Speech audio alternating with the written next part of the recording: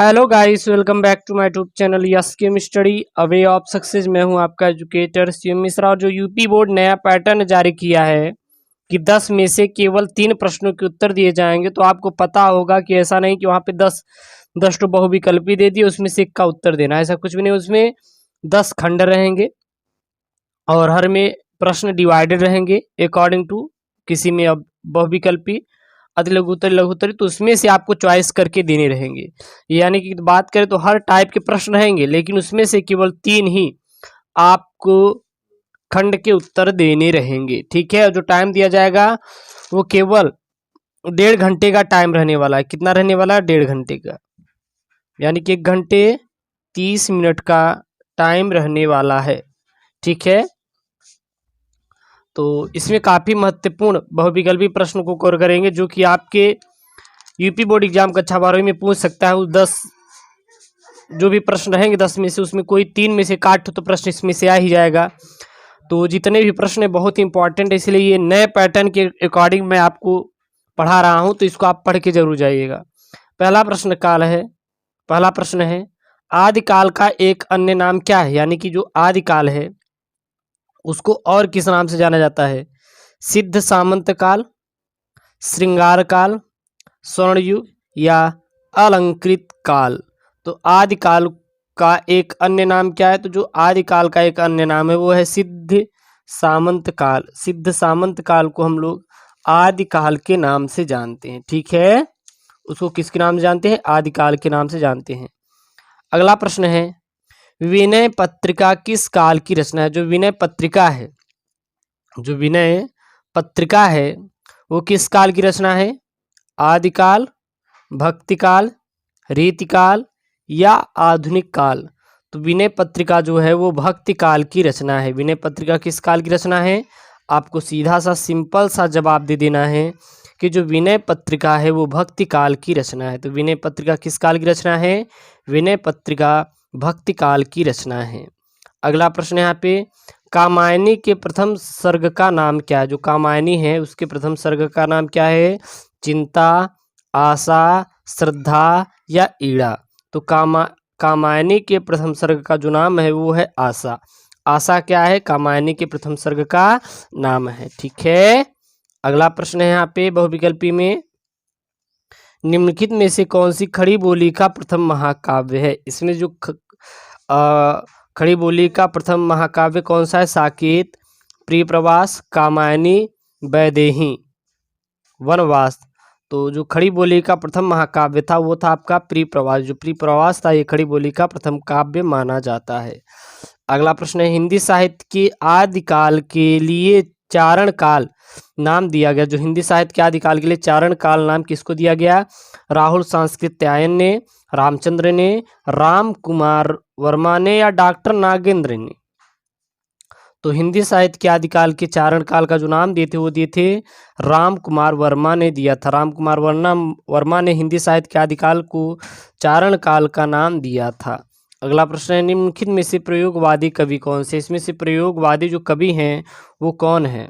महादेवी वर्मा, सुमित्रानंदन पंत, अज्ञेय या डॉक्टर नागेंद्र? तो प्रयोगवादी कवि कौन है? जो प्रयोगवादी कवि हैं वो हैं अज्ञेय। अज्ञेय जी कौन है? एक प्रयोगवादी कवि हैं। अगला प्रश्न यहाँ पे, प्रगतिवाद का मुख्य आधार क्या है? जो प्रगतिवाद है उसका मुख्य आधार क्या है? प्रजातंत्र, राष्ट्रीय पुनर्जागरण, साम्यवाद या समाज सुधार? तो प्रगतिवाद का जो मुख्य आधार होता है वह आपका है साम्यवाद। जो साम्यवाद है यह प्रगतिवाद का मुख्य आधार माना जाता है। कौन सा वाद? साम्यवाद। अगला प्रश्न है, लहर के रचनाकार हैं। जो लहर है उसके रचनाकार कौन है? जयशंकर प्रसाद, गिरिजा कुमार माथुर, हरिवंश राय बच्चन या सुमित्रानंदन पंत? तो लहर के रचनाकार का जो नाम है वो है जयशंकर प्रसाद। जयशंकर प्रसाद किसके हैं? लहर के रचनाकार हैं। अगला प्रश्न है यहाँ पे, प्रश्न क्या है?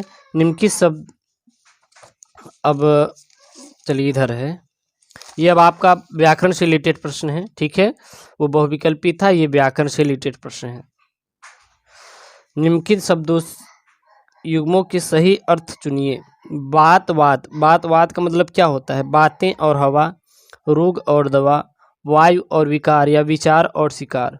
तो बात का जो मतलब होता है, बात का मतलब होता है बातें, और वात का मतलब होता है हवा। वात मतलब क्या होता है? हवा। कहते हैं ना निर्वात, निर्वात से ही समझ लीजिए। निर्वात मतलब जहाँ वायु ना हो, तो बात मतलब बातें, बात मतलब हवा हो जाता है। अगला है यहाँ पे अम्बुज अम्बुद। अम्बुज अम्बुद का क्या होता है? कमल और बादल, जल और कमल, बादल और समुद्र, समुद्र और कमल।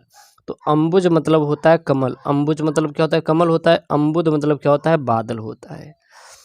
याद रखना, अम्बुज मतलब क्या होता है? कमल होता है, और अम्बुद मतलब क्या होता है? बादल होता है। अगला प्रश्न है स्वर्ण और स्वर्ण। स्वर्ण और सवर्ण। स्वर्ण सवर्ण का मतलब क्या होता है? सोना और अच्छा श्रृंग, सुनार और सोना, सोना और चांदी, सोना और उच्च जाति। तो स्वर्ण मतलब क्या होता है? स्वर्ण मतलब होता है सोना, और सवर्ण मतलब होता है जो उच्च जात के लोग होते हैं, उसको हम लोग सवर्ण नाम दिए हैं। अगला यहाँ पे है अचार और आचार। अचार आचार। अचार आचार मतलब क्या होता है? बुरा आचरण और अच्छा, या मुरब्बा और आचरण, स्थिर और चल, या आम और चारा। तो अचार आचार मतलब होता है, अचार मतलब होता है मुरब्बा, और आचार मतलब होता है आचरण।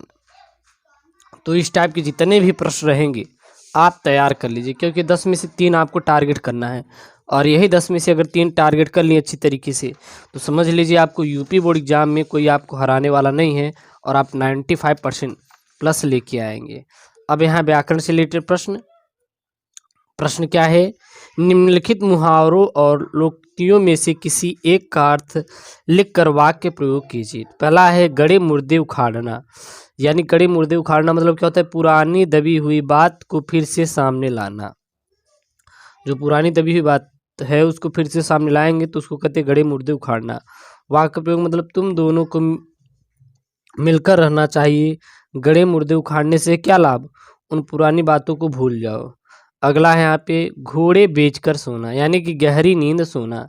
घोड़े बेचकर सोना मतलब क्योंकि जब तक घोड़ा रहता है तब तक आप आराम नहीं कर सकते, और जब घोड़ा हट जाएगा तो आप आराम कर सकते हो। उसी प्रकार गहरी नींद लेना। तो वाक्य प्रयोग परीक्षा सिर पर आ जाने पर भी वह घोड़े बेचकर सो रहा है। आपका board exam, UP board exam sir पर है और आप सो रहे हैं, तो घोड़े बेचकर सो ही तो रहे हैं ना। अगला है छाती पर मूंग दलना। छाती पर मूंग दलना मतलब परेशान करना। वाक्य प्रयोग मैंने आपका क्या बिगाड़ा है? जो आप बराबर मेरी छाती पर मूंग दल रहे हैं। अगला है 9 2 11 होना, यानी कि भाग जाना। वाक्य प्रयोग पुलिस को देखकर चोर 9 2 11 हो गए।